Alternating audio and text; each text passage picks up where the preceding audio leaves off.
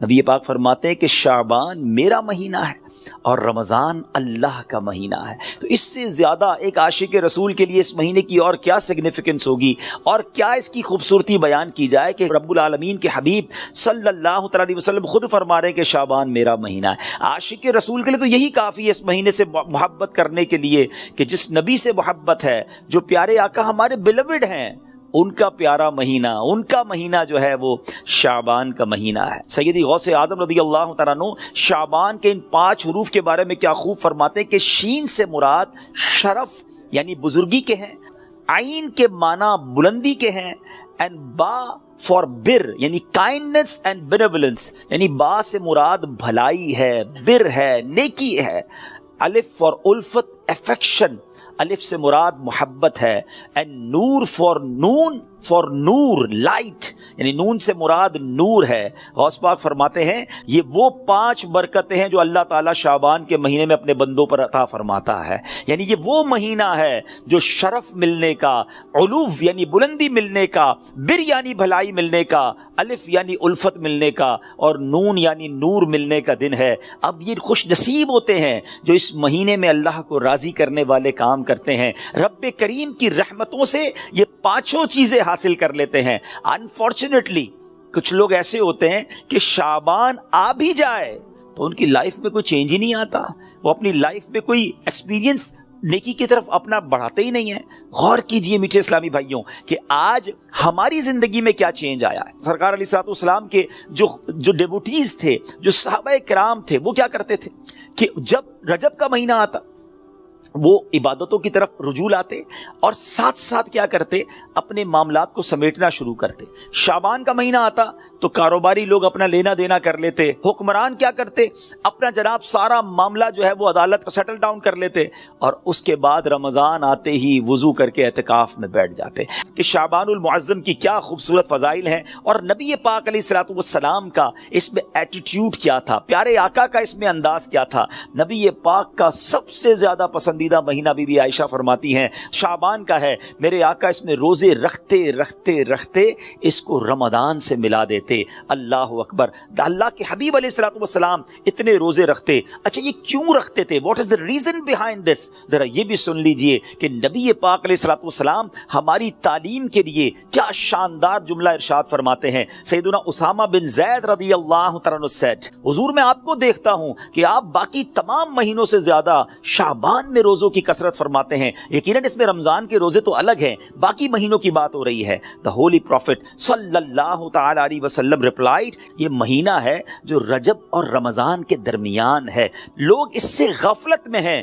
یہ وہ مہینہ ہے جس میں اللہ کی بارگاہ میں بندوں کے اعمال پیش کیے جاتے ہیں۔ میں چاہتا ہوں جب میرے اعمال اللہ کی بارگاہ میں پیش کیے جائیں اس وقت میں روزے سے ہوں۔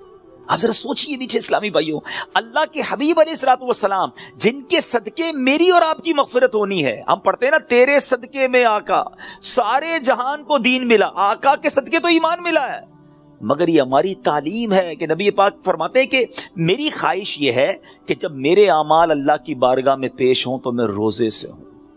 اب یہ سکھا رہے ہیں، ہمیں بتا رہے ہیں کہ دیکھو اعمال پیش ہونے کی رات ہے، اس رات بندوں کے اعمال اللہ کی بارگاہ میں پیش ہوتے ہیں۔ میں پوچھنا چاہتا ہوں اسلامی بھائیوں سے، ہم سب کو پتا ہے ہمارے اعمال میں کیا ہے، کتنی خطائیں ہیں، کتنی بے شرمیاں ہیں، کتنے جرم ہیں۔ کیا ہمیں کچھ آج شرم آ رہی ہے؟ کیا یہ فیلنگز ہیں کہ یا اللہ کچھ بھی نہیں ہے؟ آج ہمارے اعمال تیرے دربار میں آ رہے ہیں، ہم جانتے اس میں ہم نے کالے کر دیے اپنے نامہ اعمال، کچھ نہیں مالک تیری بارگاہ میں پیش کرنے کو۔ اور میرے کریم، ہم پہلے سے اس بات کا اقرار کرتے ہیں کہ ہم امتحان میں فیل ہیں، وی آر لاسٹ یا اللہ عز و جل، مگر مالک آج مغفرت کی رات ہے، آج رحمت کی رات ہے، اگر تیری رحمت صرف اچھوں پر برستی رہی تو ہم کدھر جائیں گے؟ آج گڑ گڑانا ہے میرے میٹھے اسلامی بھائیوں۔ آج کی رات وہ رات ہے، روایتوں میں مضمون ملتا ہے کہ آج آسمان دنیا سے یہ ندا دی جاتی ہے کہ ہے کوئی مانگنے والا کہ اس کی مراد پوری کی جائے، ہے کوئی مغفرت کا طلبگار کہ اس کو اس کی مغفرت کر دی جائے، ہے کوئی توبہ کرنے والا کہ اس کی توبہ قبول کی جائے۔ تو آج تو اعلان ہو رہا ہے نا، لیکن کیا ہم اس کیفیت میں ہیں کہ ہم اللہ کی بارگاہ میں اس طرح گر گڑا رہے ہیں کہ مولا بس آج معاف کر دیجیے، ورنہ حالت تو یہ ہے، وہ پنجابی شاعر لکھتے ہیں نا، جے میں ویکھا عملہ بلے کچھ نہیں میرے پلے، کچھ ہے ہی نہیں، ایوری تھنگ لاسٹ. ہم نے ساری زندگی بیکار کاموں میں تو گزاری، نیکیاں کی تو اس میں اخلاص نہیں، ریاکاری. جے میں ویکھا عملہ بلے کچھ نہیں میرے پلے، پر جے ویکھا میں رحمت رب دی بلے بلے بلے. اس رات کا احادیث میں کس انداز سے ذکر ہوا. بی بی عائشہ کہتی ہے میں نے نبی پاک علیہ الصلوۃ والسلام سے سنا ہے کہ اللہ اپنی رحمتوں کے دروازے، رحمتوں کی جو برسات ہے وہ ان 4 راتوں میں برساتا ہے. مضمون حدیث ہے نمبر 1 the night of عید الاضحیٰ، وہ رات جو عید الاضحیٰ سے پہلے آتی ہے. نمبر 2 the night of عید الفطر، جس کو چاند رات ہم کہتے ہیں، رمضان کے بعد جو رات آتی ہے صبح عید ہوتی ہے. یہاں میں عرض کرتا چلوں کہ وہ رات بھی تو کچھ دنوں میں آئے گی، مگر اس رات کیا ہوتا ہے؟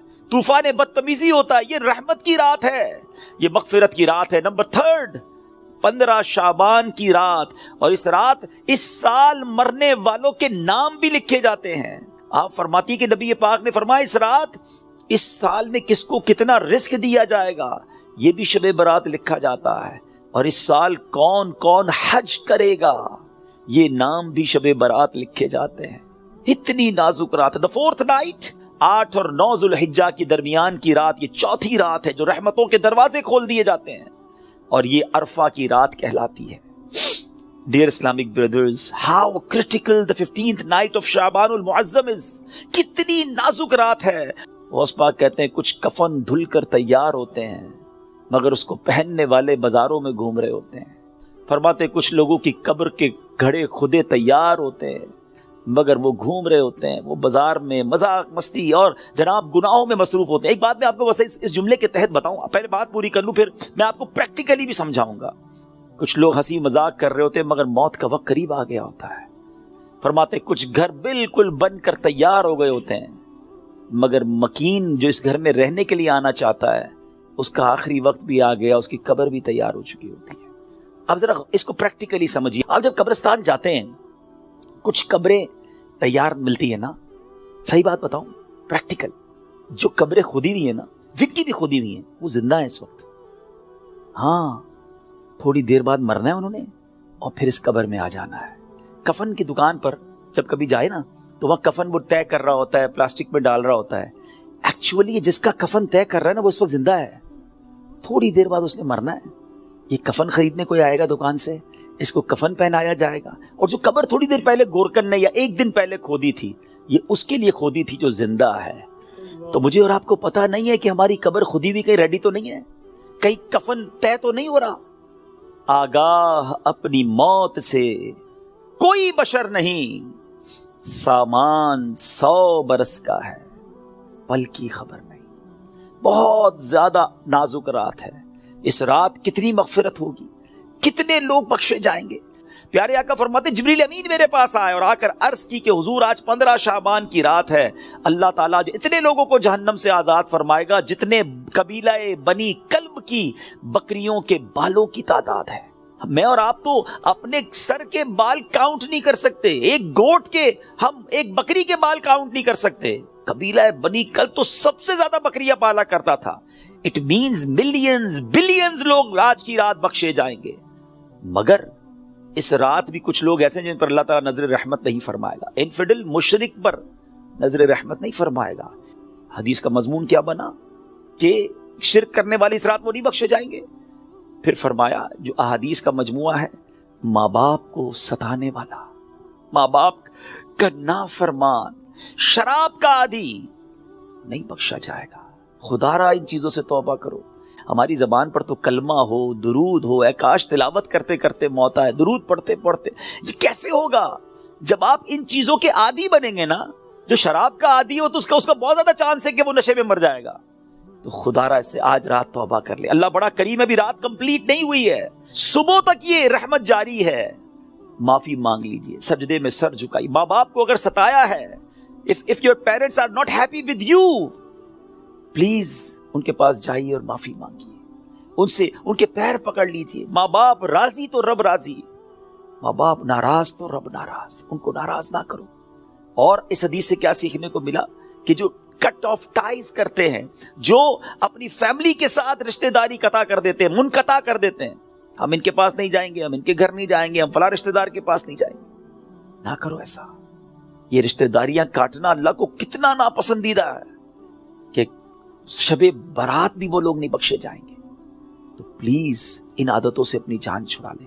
اور یہ جو ایڈلٹری کی طرف، زنا، بدکاری کی طرف جو بندہ جاتا ہے نا، یاد رکھیے گا پہلے نظر بہکتی ہے، پھر دل بہکتا ہے، پھر شرمگاہ، پھر پرائیویٹ پارٹس حرام کاری کی طرف جاتے ہیں۔ تو ہمارے یہ شٹر جو ہے نا، اسی کو بند کر دینا کہ حرام نہیں دیکھوں گا۔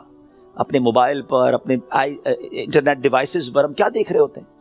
پہلے حرام بندہ دیکھتا ہے، اور پھر یہ جو ہم نے دوستیوں کے نام پر جو گرلز اینڈ بوائز کی دوستیاں چل رہی ہوتی ہیں کہ نہیں جناب ہم only friends, it is not allowed in Islam.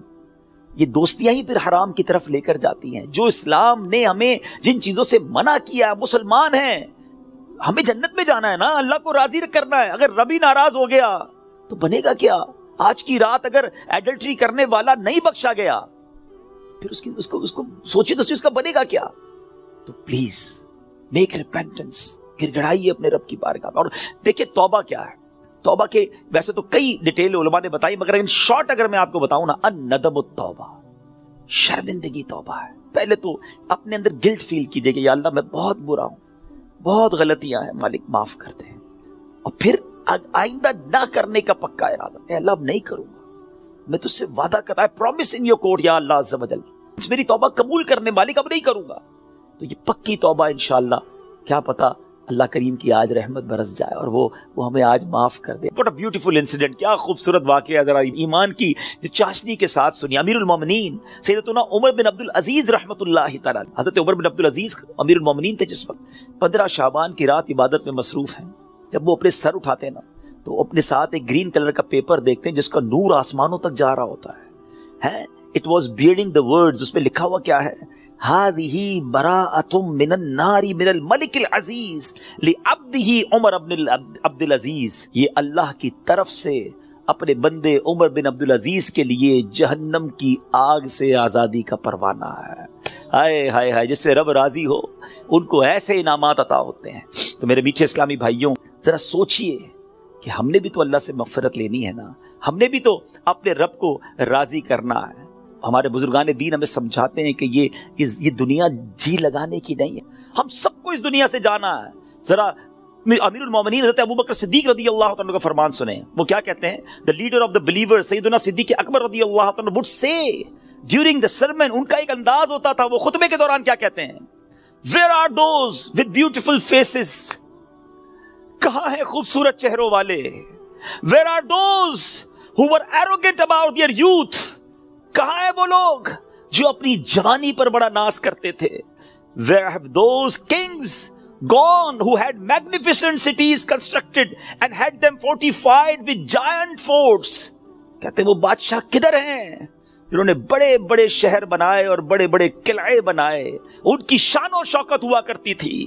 where are those who were victorious on the battlefield، کدھر ہے وہ سپہ سالار اور وہ جنگجو جو میدان جنگ میں جیتا کرتے تھے؟ without any doubt time has ruined them and they are now lying in the darkness of the grave، بغیر کسی شک کے وقت نے انہیں ختم کر دیا، پامال کر دیا، اور آج وہ اپنی اندھیری قبر میں ہیں۔ hurry up، جلدی کرو، exceed in performing good deeds and seek salvation، سیدنا ابوبکر صدیق کہتے ہیں جلدی کرو اور اللہ کو راضی کرنے والے کام کر لو اور نجات حاصل کر لو۔ کاش یہ باتیں ہمارے دل میں گھر کر جائے۔ بندہ کہتا ہے یار ابھی تو ایک گھر ہے، 2 بنانے ہیں، ابھی تو چھوٹا ہے بڑا بنانا ہے، ابھی تو یورپ میں ہے پاکستان میں بھی گھر بنانا ہے، ابھی تو چھوٹا بزنس ہے بڑا کرنا ہے، 5 ایئرز بعد یہ ٹارگٹ ہے، 10 ایئرز بعد یہ ٹارگٹ ہے، 20 ایئرز بعد یہ ٹارگٹ ہے، اتنے پاسپورٹ لینے ہیں، یہ جناب ویزے لینے ہیں، مگر پتہ بھی نہیں چلتا اور بندہ کیسے دنیا سے چلا جاتا ہے۔ آئیے میں آپ کو ایک اور واقعہ سناؤں۔ سیدنا عمر بن عبدالعزیز جن کو براءت کا پروانہ ملتا ہے، یہ امیر المؤمنین ہے، کس قدر نیک ہے۔ ایک بار ایک جنازے کے ساتھ قبرستان تشریف لے گئے، ہم بھی گئے گریو یارڈ، ہم بھی جاتے ہیں جنازے میں، ہماری کیا کیفیت ہوتی ہے؟ look at the feeling of سیدنا عمر بن عبدالعزیز رضی اللہ عنہ when he visited graveyard۔ وہاں ایک قبر کے پاس بیٹھ کر غور و فکر میں ڈوب گئے. کسی نے عرض کی اے امیر المومنین آپ یہاں تنہا کیوں تشریف فرما ہے؟ فرمایا ابھی ابھی مجھے قبر نے مجھے پکار کر بلایا اور بولی اے عمر بن عبد العزیز مجھ سے کیوں نہیں پوچھتے میں اپنے اندر آنے والوں کے ساتھ کیا برتاؤ کرتی ہوں؟ میں نے اس قبر سے کہا مجھے ضرور بتا. وہ کہنے لگی جب کوئی میرے اندر آتا ہے تو میں اس کا کفن پھاڑ کر جسم کے ٹکڑے ٹکڑے کر ڈالتی ہوں اور اس کا گوشت کھا جاتی ہوں.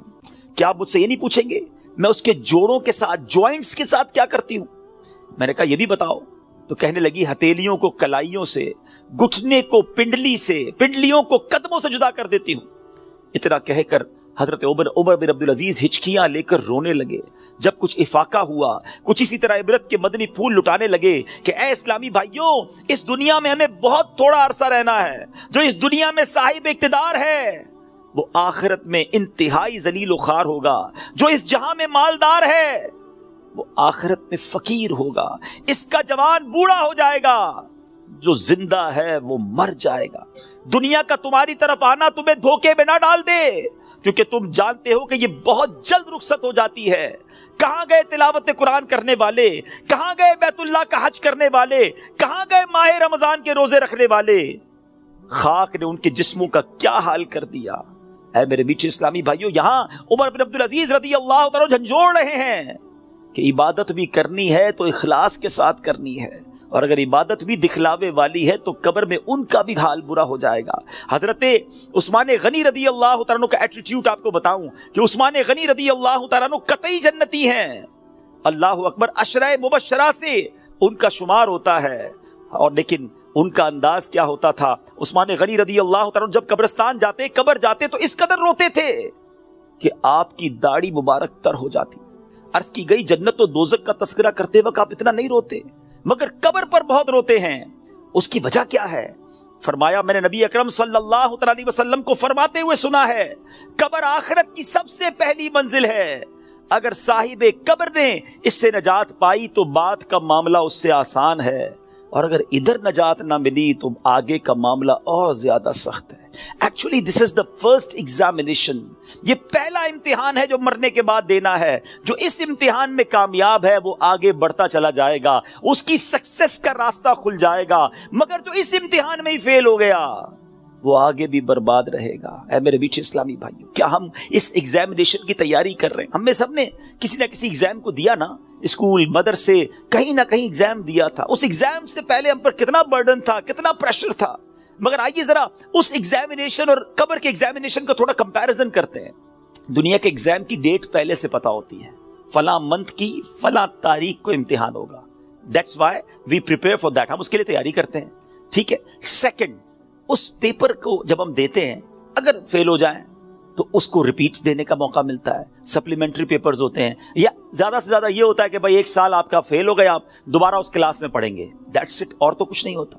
تیسرا، اس ایگزامینیشن کا جو ریزلٹ ہے وہ فیو منتھس کے بعد یا فیو ڈیز کے بعد اناؤنس ہوتا ہے.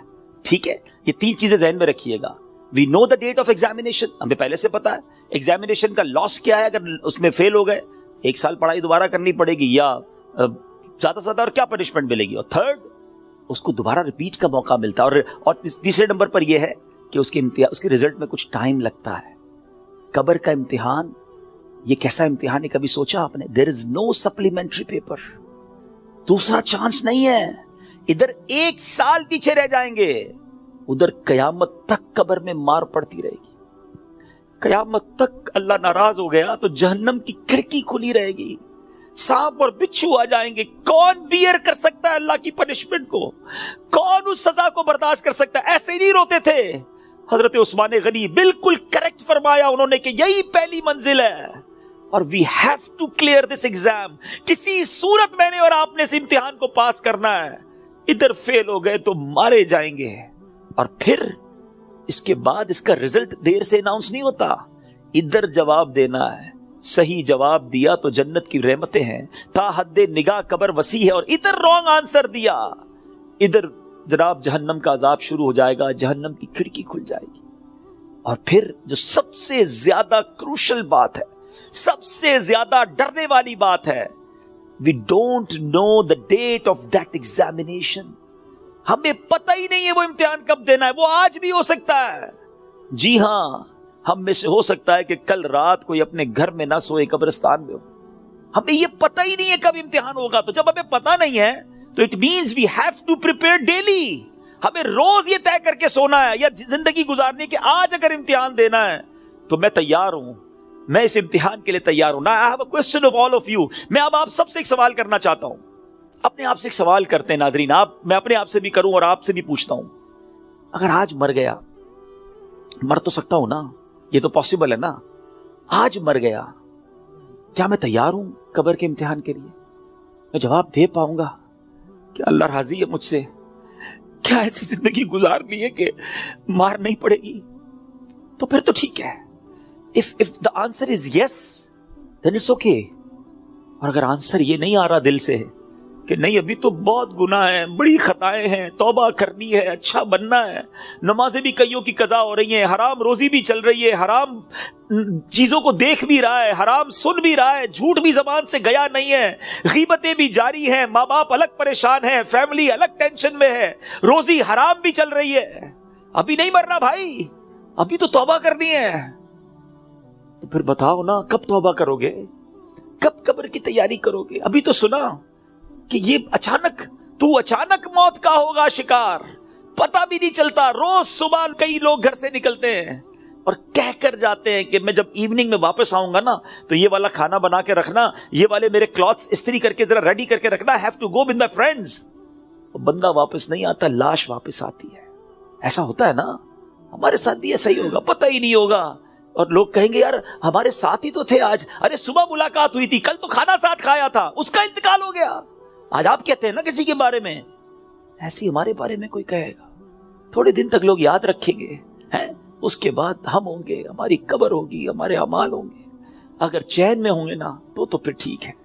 اگر زندگی نماز پڑھتے ہوئے گزر رہی ہے، سنتوں کے مطابق ہے، حلال روزی کما رہے ہیں، درود پڑھ رہے ہیں، تلاوت قرآن ہو رہی ہے، حرام چیزوں سے بچ رہے ہیں، نیکی کی دعوت کے کاموں میں انوالو ہیں، تو پھر تو انشاءاللہ خیر ہو جائے گی انشاءاللہ۔ پھر تو نبی پاک تشریف لائیں گے اور پھر اعلیٰ حضرت لکھتے نا قبر میں لہرائیں گے تا حشر جلوے نور کے، جلوہ فرما ہوگی جب طلعت رسول اللہ کی۔ لیکن اپنے آپ سے پوچھو، کسی اور سے نہ پوچھو۔ I know very well، ہر بندہ اپنے بارے میں جانتا ہے کہ میں کتنا برا ہوں، تجھے تو خبر ہے میں کتنا برا ہوں، تو عیبوں کو میرے چھپایا الہی۔ ہمیں سب پتا ہے اپنے بارے میں۔ تو پلیز میرے میٹھے اسلامی بھائیو، اس ایگزام کی تیاری کیجیے۔ ایگزام میں کوسچن بھی ڈکلیئر ہیں۔ اچھا، دنیا کے امتحان میں تو سوال پتہ نہیں ہوتے نا، یہ قبر کا امتحان بڑا نرالا ہے، سوال پہلے سے پتا ہے، جواب بھی پہلے سے پتا ہے، مگر جواب وہی دے سکے گا جو ایمان لے کر جائے گا اور جس سے اللہ اور اس کے رسول راضی ہوں گے۔ حالانکہ آپ نے یہ 100 بار اس جواب کو پڑھ لیا، اس دن یاد اسی کو آئے گا جب پوچھا جائے گا من ربک کا، تو وہ کہے گا ربی اللہ۔ جب پوچھا جائے گا ما دینک کا، تمہارا دین کیا ہے، وہ کہے گا دینی الاسلام۔ اور پھر ایک پیارا سا چہرہ دکھایا جائے گا اور پوچھا جائے گا تو جس نے نبی پاک پر درود پڑھتے ہوئے، سلام پڑھتے ہوئے ان کی سنتیں اپنائی ہوں گی، چہرے پہ داڑھی سجائی ہوگی، سنت کے مطابق زندگی گزاری ہوگی، وہ تو دیکھ کر عرض کرے گا نا کہ وہی آقا ہیں جن کے لیے میں درود پڑھتا تھا، سلام پڑھتا تھا۔ اے فرشتوں، میں تو مر کے پہنچا ہوں یہاں اس دل ربا کے واسطے، لیکن ایسی لائف گزری کہ نہیں، کہیں ایسا نہ ہو کہ نبی پاک جب تشریف لائیں تو نبی پاک کی پہچان ہی نصیب نہ ہو، آقا ہی چہرہ نام سے موڑ لیں، کیونکہ نبی پاک نے فرمایا نا فمن رغب عن سنتی فلیس منی، جس نے میری سنت سے منہ موڑا وہ ہم میں سے نہیں۔ سوچئے، سنت کے بغیر جو زندگی گزار رہے ہیں، حرام کاموں میں زندگی گزار رہے ہیں، گناہ گار تو ہیں مگر بندے تو رب کے ہیں نا، وہ بندوں کو ان کی ماؤں سے زیادہ چاہنے والا ہے، اس کی رحمت تو چاہتی ہے، جی ہاں اس کی رحمت چاہتی ہے کہ میں اور آپ بخشے جائیں، مگر ہم چاہتے ہیں کہ نہیں؟ ہمارا یہ انداز ہے کہ نہیں کہ مولا آج ہم بس تیرے دربار میں آ گئے ہیں، مجرم حاضر دربار ہے، سر جھکا لیا ہے، مانتا ہوں مولا میں سب سے برا ہوں، مگر آج بخش دے مالک۔ قبر میں وہ کون سے اعمال ہیں جو کام آئے؟ ہم اکیلے ہوں گے نا، اندھیری قبر ہوگی، کبھی سوچا ہمارے روم کی لائٹ چلی جائے، ڈر لگتا ہے، پنکھا نہ چلے، ایئر کنڈیشن گرمیوں میں نہ چلے تو نیند نہیں آتی، جنریٹر، یو پی ایس کتنے انتظام کرتے ہیں، کبھی سوچا کہ قبر میں ہوا آئے گی کہ نہیں، اکیلا ہوں گا، کیا ہوگا میرے ساتھ؟ اور اگر اللہ نہ کرے ادھر سانپ بچھو آ گئے, ادھر جہنم کی آگ ہوگی, تو ہم کیا کریں گے؟ آئیے میں آپ کو بتاتا ہوں. حضرت سیدنا ابو ہریرہ رضی اللہ عنہ فرماتے ہیں کہ جب مومن مردے کو قبر میں رکھا جاتا ہے تو عذاب کی روک تھام کے لیے, عذاب سے سیکیور کرنے کے لیے, سنو وہ کیا سیکیورٹی ہوگی؟ نماز اس کے سر کی جانب, زکوٰۃ رائٹ سائڈ پہ دائیں طرف, روزہ لیفٹ سائڈ پہ بائیں طرف, صدقہ, صلہ رحمی اور لوگوں کے ساتھ حسن سلوک جو ہوگا وہ پاؤں کی طرف آ جاتے ہیں. بس جب عذاب اس کے سر کی طرف سے آتا ہے تو نماز کہتی ہے میری طرف سے کوئی راستہ نہیں ہے. جب رائٹ سائڈ سے عذاب آتا ہے تو زکوٰۃ کہتی ہے میری طرف سے بھی کوئی راستہ نہیں ہے. جب لیفٹ سائڈ سے بائیں سائڈ سے عذاب آتا ہے تو روزہ کہتا ہے میرے یہاں سے بھی کوئی راستہ نہیں ہے. پاؤں کی طرف سے عذاب آتا ہے تو صدقہ اور دوسرے نیک اعمال کہتے ہیں ہماری طرف سے بھی داخلے کا کوئی راستہ نہیں ہے. یہ سیکیورٹی ہے. نماز, زکوٰۃ, روزہ, صدقہ و خیرات, رشتہ داروں کے ساتھ اچھا سلوک, یہ وہ عادتیں ہیں جو قبر میں کام آئیں گی. پلیز ان عادتوں کو اپنا لیجیے. آج شب برات قبرستان جانے کی رات ہے تو قبر کو یاد کریں نا. Try to prepare for your grave. لوگ کہتے ہیں برائٹ فیوچر ہونا چاہیے. ارے جتنا برائٹ فیوچر کے بارے میں سوچتے ہو کبھی برائٹ گریو کے بارے میں بھی تو سوچو نا, کہ قبر بھی تو برائٹ ہو, وہ بھی تو روشن ہو, ادھر اندھیرا نہ ہو. یاد رکھیے گا قبر فقط دو طرح کی ہوتی ہے. دیر از نو تھرڈ آپشن.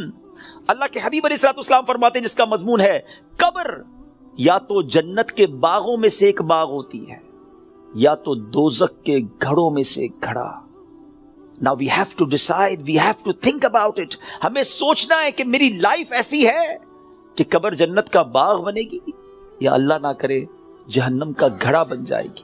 پیارے آقا مدینے والے مصطفیٰ صلی اللہ علیہ وسلم ایک اور بڑا خوبصورت فرمان فرماتے ہیں, اے سورہ ملک پڑھنے والوں تمہیں مبارک ہو, اے قرآن سے دوستی کرنے والوں تمہیں مبارک ہو. قبر میں دیکھو یہ کیسا کام آنا ہے. اللہ کے حبیب فرماتے ہیں بے شک قرآن میں 30 آیتوں پر مشتمل ایک سورت ہے جو اپنے پڑھنے والے کے لیے شفاعت کرتی ہے یہاں تک کہ اس کی مغفرت کر دی جائے گی, اور یہ سورہ ملک ہے. تو روز رات مغرب سے لے کر فجر تک کسی بھی وقت آپ سورہ ملک کی تلاوت کریں, یہ قبر میں کام آئے گی. کتنے سارے سافٹ ویئرز ہیں ہمارے موبائل میں, ڈیلی کتنے سافٹ ویئر آن کرتے ہیں. کبھی چیک کیجئے کہ ایک دن میں کتنی بار, بعض اوقات ہنڈریڈز آف ٹائم ہم موبائل آن کرتے ہیں, کسی سافٹ ویئر کو آن کرتے ہیں. اتنے سارے سافٹ ویئر آن لائن ہوتے ہیں روزانہ.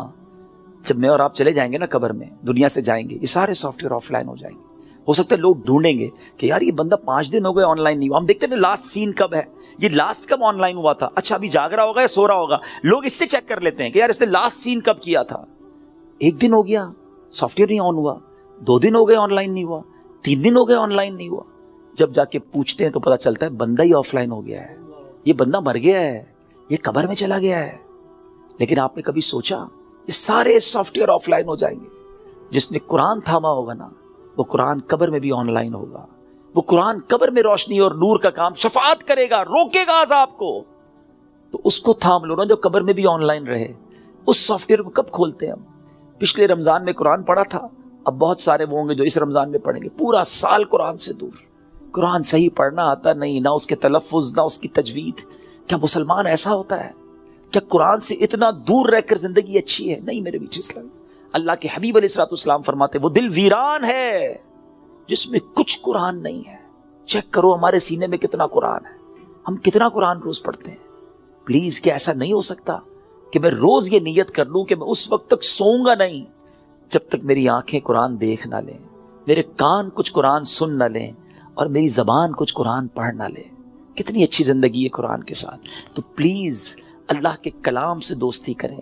صدقہ و خیرات, یہ دن ہیں اللہ کی راہ میں خرچ کرنے کے. صحابہ کرام شعبان میں اپنی زکوٰۃ ادا کرتے تھے تاکہ رمضان میں غریب لوگ اچھے طریقے سے اپنا رمضان گزار سکے. زکوٰۃ دیں, اور پھر صدقہ خیرات زکوٰۃ, سبحان اللہ, یہ اتنا اللہ کو پسند ہے کہ اللہ کریم نے قرآن مجید فرقان حمید میں جو کامیاب لوگوں کے اوصاف بیان کیے نا, ویسے میں آپ کو ہنٹ دے دیتا ہوں, قرآن کی بات کی ہے نا, آپ سورہ مومنون 18 پارے کی سٹارٹ کی جو سورت ہے نا, سٹارٹ ہی اسی سے ہوتا ہے. 11 آیتیں, 11 آیات. پلیز مسٹ ریڈ دوز آیات, ضرور پڑھیں ان آیاتوں کو, اس کا ترجمہ اور تفسیر پڑھیں. لوگ کہتے ہیں یار فلاں سکسیسفل ہے, فلاں کامیاب ہے, پیسے والا کامیاب ہے, جناب اتنا بڑا کاروبار ہے یہ کامیاب ہے, فلاں ملک کا پاسپورٹ ہے وہ کامیاب ہے. نہیں جناب, جو عہدے دار ہے, جس کے پاس کوئی اقتدار ہے وہ کامیاب ہے. کون فیصلہ کرے گا ہوئی سکسیسفل؟ جس نے کائنات بنائی, جس نے مجھے بنایا, جس نے آپ کو بنایا, وہ رب فرماتا ہے قد افلح المؤمنون ہے، یہ 18واں پارہ شروع یہیں سے ہوتا ہے کہ بے شک ایمان والے کامیاب ہو گئے ہیں. ہائے ہائے. اور پھر اس کے بعد ان ایمان والوں کے اوصاف، وہ کون سے ایمان والے ہیں، ان کے اندر اسپیشلٹی کیا ہے، اللہ نے ان 10 آیتوں میں بیان بھی فرما دیا. اور جو آخری 11ویں آیت ہے نا، اس میں تو انعام بھی بتا دیا کہ ان کو ملے گا کیا، ان ایمان والوں کو ملنا کیا ہے. ضرور پڑھیے گا، ایمان تازہ ہو جائے گا. مگر میں چونکہ صدقہ اور خیرات کی بات ہو رہی ہے، زکوٰۃ دینے والی بات ہو رہی ہے، تو شروع کی 3-4 آیتیں سناتا ہوں آپ کو. اللہ قرآن میں فرماتا ہے بسم اللہ الرحمن الرحیم قد افلح المؤمنون الذین هم فی صلاتهم خاشعون والذین هم عن اللغو معرضون والذین هم للزکاة فاعلون. اللہ فرماتا ہے بے شک مراد کو پہنچے ایمان والے ہیں. اب مراد کو پہنچے کیا کرتے ہیں؟ جو اپنی نماز میں گر گڑاتے ہیں. کیا ہماری نمازیں ایسی ہیں؟ اول تو نماز پڑھتے نہیں، پڑھتے تو دھیان کہیں اور ہوتا ہے. فوکس نماز میں خشوع و خضوع ہے جن کی. پھر فرمایا جو کسی بیہودہ بات کی طرف التفات نہیں کرتے. ادھر تو حال یہ، کوئی بتاؤ یار، کوئی ویب سائٹ بتاؤ، کوئی کلپ بھیجو، کوئی سافٹ ویئر بتاؤ جدھر سے معاذ اللہ گندی بری باتیں دیکھنے کو ملے. قرآن کہتا ہے جو بیہودہ بات کی طرف توجہ ہی نہیں کرتے، یہ ہیں ایمان والے، یہ کامیاب لوگ ہیں. اور آگے فرمایا اور وہ زکوٰۃ دینے کا کام کرتے ہیں. خوش نصیب ہے وہ لوگ جو زکوٰۃ دیتے ہیں. یہ دن آئے ہیں، اپنی زکوٰۃ کا پراپر حساب کریں، اللہ کی راہ میں دل کھول کر خرچ کریں. اور یہ میں ایک اور بات بتا دوں، جب بھی عبادت کریں نا، وہ خوش دلی کے ساتھ کریں، وارم ویلکم کریں عبادت کو، برڈن فیل نہ کریں. کبھی کبھی لوگ کہتے ہیں یار زکوٰۃ دینی پڑے گی، اتنا ساری زکوٰۃ بن رہی ہے. مثال کے طور پہ کوئی کہتا ہے اگر میری 10 لاکھ زکوٰۃ بن رہی ہے، او ہو، ارے خدا کے بندے، اللہ نے 4 کروڑ دیے تو 10 لاکھ بن رہی ہے نا. شکر ادا کرو، اللہ نے دینے والا بنایا، مانگنے والا نہیں بنایا. میں تو کہتا ہوں جو زکوٰۃ دے وہ سجدہ شکر بھی ادا کرے کہ مالک تیری مہربانی، تو نے دینے والا بنایا، مانگنے والا نہیں بنایا.